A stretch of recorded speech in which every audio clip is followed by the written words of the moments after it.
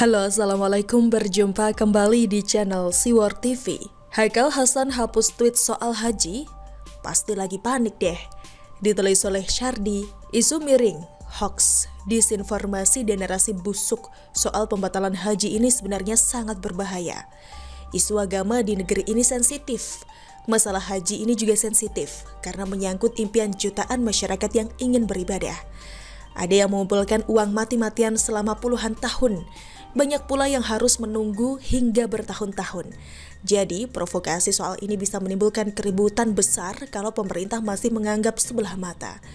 Yang paling berbahaya itu adalah narasi dana haji dipakai pemerintah untuk keperluan dan pembangunan infrastruktur, sehingga pemerintah tak mampu memberangkatkan jemaah haji.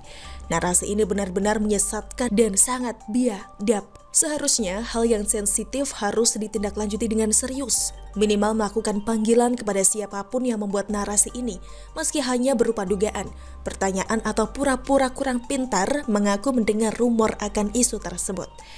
Banyak politisi, tokoh, dan orang berhati licik yang sudah menebar fitnah dan menyerang pemerintah karena mereka paham isu ini sangat gurih dan bisa menggoyang pemerintah dengan mudah. Jangan lupakan kenyataan bahwa masih banyak masyarakat yang mudah dibodohi oleh sekelompok orang dengan menggunakan isu agama. Sedikit saja langsung percaya dan lepas kontrol. Haikal Hasan sempat membuat sebuah cuitan soal haji mungkin sudah dihapus.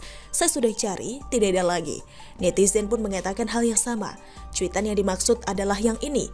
Baru pertama kali terjadi sejak ada NKRI di mana warganya tidak bisa pergi haji. Apakah karena faktor terlalu dekat ke RRC? Apakah karena kezaliman terhadap HRS? Apakah karena dana haji dipaksa dipakai? Apakah murni alasan kesehatan? Apakah menunggu pengadilan akhirat saja? 5 pertanyaan yang sebenarnya adalah bentuk pura-pura tak tahu padahal sudah tahu dan mungkin ingin memancing keributan. Satu pertanyaan yang tidak perlu lagi dijawab yaitu soal alasan kesehatan. Satu pertanyaan konyol terkait kezaliman terhadap Habib Rizik. Orang stres pun rasanya tidak akan ngomong hal konyol seperti ini. Halusinasi yang cukup parah.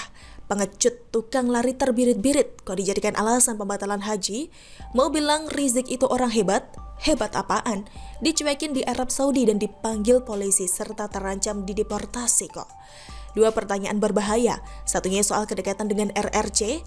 Orang ini mirip kelompok sebelah yang selalu melempar isu apapun. Dan kalau bisa dikaitkan, maka Cina akan jadi kambing hitam. Tujuannya untuk menebar kebencian terhadap negara satu ini. Mungkin bagi mereka, Arab Saudi lah yang paling benar. Sisanya mungkin musuh dan setan yang tidak salah pun disalahkan. Ini yang paling berbahaya. Pertama kali terjadi warga tidak bisa pergi haji. Ini tidak benar. Faktanya Indonesia juga pernah membatalkan ibadah haji pasca kemerdekaan, tepatnya pada tahun 1946, 1947, dan 1948 karena adanya agresi Belanda. Agresi Belanda adalah operasi militer Belanda terhadap Indonesia. Meski sudah merdeka, Belanda tidak mengakui saat itu. Mungkin ini yang membuat Haikal Hasan menghapus cuitan tersebut. Sudah masuk hoax dan disinformasi yang tujuannya menyesatkan dan menggiring kesimpulan bahwa rezim saat ini adalah rezim busuk. Sudah kebayang kan betapa kotornya hati mereka yang menggunakan cara ini untuk melampiaskan nafsu hitamnya? Mungkin ini juga yang bikin Haikal Hasan gemetar panik, yaitu soal dana haji dipakai. Beberapa politikus juga memakai celah ini untuk membuat keributan.